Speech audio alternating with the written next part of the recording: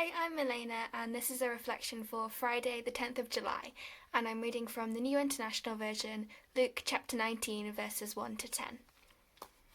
Jesus entered Jericho and was passing through. A man was there by the name of Zacchaeus. He was a chief tax collector and was wealthy. He wanted to see who Jesus was, but because he was short, he could not see over the crowd. So he ran ahead and climbed a sycamore fig tree to see him, since Jesus was coming that way. When Jesus reached the spot, he looked up and said to him, "Zacchaeus, come down immediately. I must stay at your house today." So he came down at once and welcomed him gladly. All the people saw this and began to mutter, "He has gone to be the guest of a sinner." But Zacchaeus stood up and said to the Lord, "Look, Lord, here and now I give half my possessions to the poor, and if I have cheated anybody out of anything, I will pay back 4 times the amount." Jesus said to him, "Today salvation has come to this house, because this man too is a son of Abraham, for the Son of Man came to seek and to save the lost." We're dealing with another familiar story here, but I think even with these familiar stories there is so much more to learn. I want to focus on the crux of this story, which comes right at the end. For the Son of Man came to seek and to save the lost. That's truly a powerful line. In Luke chapter 15, Jesus deals with a lot of lost things, lost sheep and lost coins, and when each was found there was rejoicing. Now Jesus proclaims his central mission is to seek and to save the lost. He takes the initiative, seeking out those who are lost, the outsiders, the people on the fringes. Those are the people Jesus treasures. We can see that Zacchaeus climbed the tree to seek Jesus, but in turn Jesus was seeking Zacchaeus that he may save him. He wasn't walking that road by coincidence. Zacchaeus would have had many enemies. He was a tax collector and someone that those claiming righteousness would have looked down on. But we know that God rejoices so much over one sinner who repents than a whole crowd of seemingly righteous people.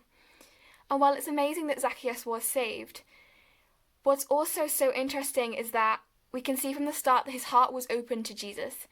Even when he was lost and blinded by the things of this world, he opened himself up for ridicule by climbing that tree to be in the presence of the Saviour. The crowd murmurs because they view Jesus as their friend, and all of them were thinking, why would Jesus be hanging around with a sinner like Zacchaeus? But Jesus doesn't follow our judgments. He doesn't follow our prejudice. Jesus' mission was to love everyone and to go about saving those who needed to be saved. You see, Jesus sees everyone's worth no matter how they are seen by earthly standards. Jesus is for everyone, for the lost, for the broken, everyone. At some point in our lives, we've all felt like we were the lost ones.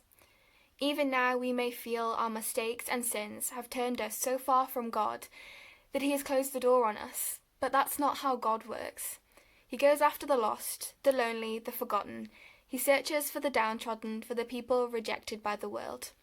He scoops them up into his arms and rejoices when they return to the fold, guiding them in the right ways. He loves you just as much when you're lost as when you're found.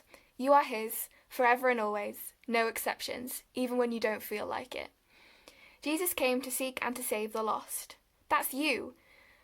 But I think it's an important lesson to learn from God's amazing saving grace that we see in this passage is that it's supposed to be played forward.